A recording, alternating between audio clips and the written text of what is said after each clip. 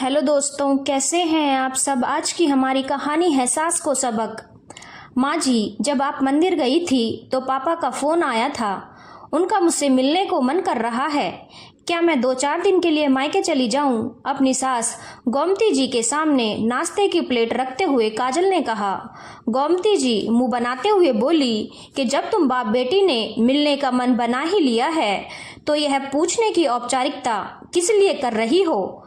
उसने मायूसी भरी नजरों से डाइनिंग टेबल पर नाश्ता करते हुए अपने पति अरुण की तरफ देखा तो अपनी माँ की बात का समर्थन करते हुए उसने भी यही कहा।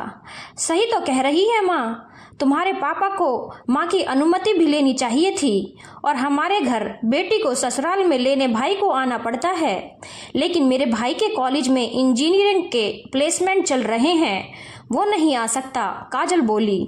ठीक है, फिर मुझसे तो उम्मीद मत रखना। मैं ऑफिस में अभी बहुत काम है, गाड़ी लेकर ड्राइवर को भेज दूंगा, तुम दोनों बच्चों के साथ चली जाना। इतना कहकर अरुण ऑफिस के लिए निकल गया। काजल भी बर्तन समेटकर रसोई में चली गई।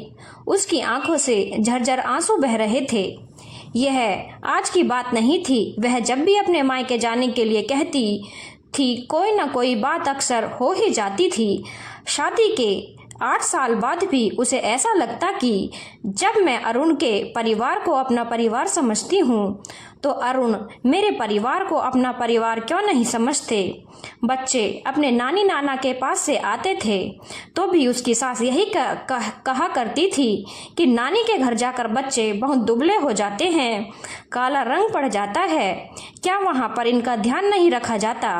अरुण भी अपनी माँ से कुछ नहीं कहता था। काजल को बहुत बुरा लगता था, लेकिन मन महसूस कर रह जाती थी।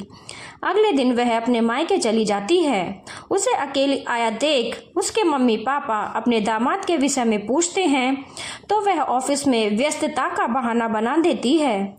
काजल 3-4 दिन रुककर ससुराल वापस चली जाती है। उसके पापा के 2-3 बार फोन करने के बाद भी अरुण ने ना आने का बहाना बना दिया था और फिर भी आने के लिए कहकर बात को टाल दिया था। काजल को अरुण पर बहुत गुस्सा आ रहा था। कुछ ही दिन बाद अरुण की छोटी बहन ने एक बेटे को जन्म दिया था जिसकी शादी पिछले साल ही हुई थी। कितना सामान इकट्ठा कर दिया था अरुण और माँ ने अपनी बेटी को देने के लिए। नवजात शिशु का नामकरण संस्कार जो होना था, अपनी किसी भी जिम्मेदारी से काजल ने भी कभी मुंह नहीं मोड़ा था। बाजार से सामान खरीद कर लाना और पैकिंग करना कितने प्यार से काजल ने सब किया था। सब लोग तैयार थे, लेकिन काजल ने अपनी तबीयत खराब बताकर जाने से मना कर दिया। अरुण बोला, तुम्हारा दिमाग तो ठीक नहीं है, मैं डॉक्टर से दवाई दिलवा दूंगा रास्ते में। वहाँ पर सब लोग क्या कहेंगे अगर तुम नहीं जाओगी। लेकिन अरुण, वहाँ पर मेरे बिना भी काम चल सकता है। तुम और बच्चे तो जा ही रहे हो और मैं एक बार दीदी और उनके बेटे को तो देखने जा ही चुकी हूँ। इतना बड़ा फंक्शन कर रहे हैं, उन्होंने एक बार मेरे पास बुलाने के लिए फ़ोन भी नहीं किया।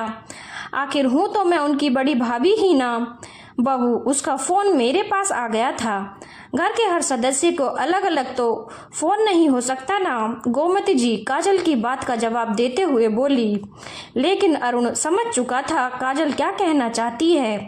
काजल बात को आगे बढ़ाती हुई बोली, अरुण, मैं हमेशा कोशिश करती हूँ कि अपनी तरफ से आपको और माँ को शिकायत का कोई मौका ना दूँ, लेकिन अब मैं अपने मायके के बारे में भी किसी से कोई ताना नहीं सुनूंगी और मेरे माता पिता की भावनाओं की भी आपको कदर करनी होगी। काजल इतना कहकर जाने के लिए खड़ी हो जाती है। गोमती जी और अरुण अब एक दूसरे का मुंह देख रहे थे। शायद उनकी समझ में बात आ चुकी थी। धन्यवाद दोस्तों। अगर आपको कहानी अच्छी लगी हो तो चैनल को लाइक, शेयर और सब्सक्राइब करना ना भूलें।